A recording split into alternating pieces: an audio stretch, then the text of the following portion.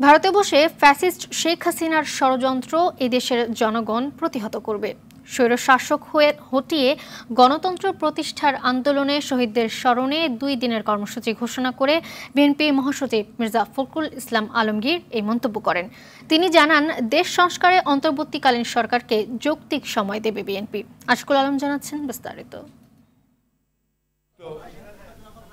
রাজধানীর নয়াপল্টনে দলীয় কার্যালয়ে সমন্বয় সভার আয়োজন করে জাতীয়তাবাদী দল বিএনপি। এতে অংশ নেয় দলটির মহাসচিব, স্থায়ী কমিটির সদস্য সহ জেলা পর্যায়ের শীর্ষ নেতারা। গণতন্ত্রের সমস্ত প্রতিষ্ঠানগুলোকে তারা ধ্বংস করে দিয়ে সমন্বয় সভা শেষে সংবাদ সম্মেলনে গণতন্ত্রের জন্য সব শহীদদের স্মরণে 2 দিনের কর্মসূচি ঘোষণা করেন বিএনপি মহাসচিব। 14 তারিখে আমাদের 3:30টায় বিকাল 3:30টায় শহীদ মিনারে একটি সমাবেশ অনুষ্ঠিত হবে। এই সমাবেশটি হবে এই 14-15 বছরে যারা গণতন্ত্রের আন্দোলন করতে গিয়ে শহীদ হয়েছেন অথবা পঙ্গু হয়েছেন, যারা নির্যাতিত হয়েছেন, তাদের আত্মীয় স্বজন বা তাদেরকে নিয়ে এসে আপনার একটা সমাবেশ করা হবে। 15 তারিখে কেন্দ্রীয় অফিসের সামনে অর্থাৎ নয়াপল্টনের এখানে আমরা একটা সমাবেশ করব। এই সমাবেশটা হচ্ছে গণতন্ত্রকে প্রাতিষ্ঠানিক রূপ দেওয়ার সমাবেশ। মির্জা ফখরুল বলেন,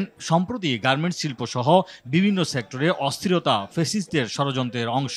পতিত ফ্যাসিবাদ হাসিনা বিদেশে ভারতবর্ষে আশ্রয় নিয়েছেন এবং সেখান থেকে যে অপপ্রচার চালানো হচ্ছে আপনার এই বাংলাদেশ সম্পর্কে, মানুষের সম্পর্কে, এই অপপ্রচারগুলো কখনোই গ্রহণযোগ্য হতে পারে না। বর্তমান সরকারকে সংস্কার কাজ দ্রুত শেষ করার আহ্বান জানান বিএনপি মহাসচিব। সংস্কার প্রয়োজন, সেটা আমরা বলেছি, কারণ গণতন্ত্রকে একেবারে ধ্বংস করে ফেলেছিল এবং সেই ক্ষেত্রে অতি দ্রুত যেন এই সংস্কারের কাজগুলো শেষ করা হয়।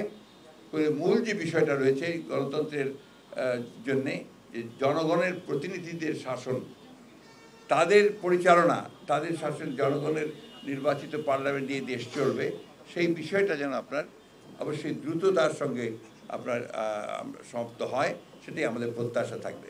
ডিসি নিয়োগ নিয়ে অস্থিরতা সাময়িক বলেও মন্তব্য করেন মির্জা ফখরুল। প্রশাসনে এতদিন ধরে আওয়ামী লীগ যেটা করেছে, সম্পূর্ণ আপনার রাজনৈতিকীকরণ করতে গিয়ে সমস্ত বেশিরভাগ লোকই তাদের মতাবলম্বী লোককে তারা সেখানে প্রশাসনে প্রমোশন দিয়েছে, পদায়ন করেছে, তাদেরকে দিয়ে কাজ করিয়েছে।